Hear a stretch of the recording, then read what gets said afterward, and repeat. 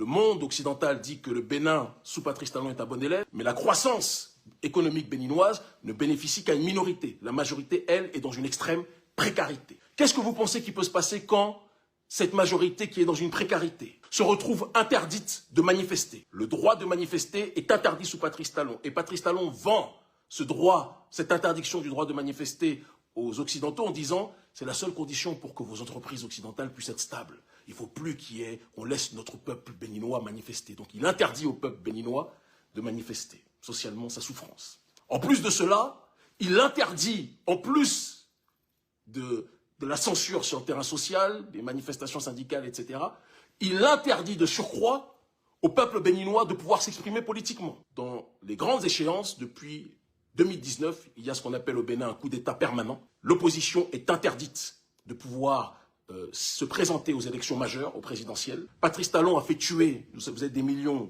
qui nous suivent aujourd'hui, vous le savez. Patrice Talon a fait assassiner des centaines de Béninois en 2019, simplement parce que ces Béninois voulaient, lors des manifestations, avoir un droit, et c'est très important qu'on le dise, de pouvoir exprimer leurs sanctions politiques vis-à-vis du régime Talon. Donc ils voulaient pouvoir voter pour qui ils le souhaitaient. On leur a interdit cela.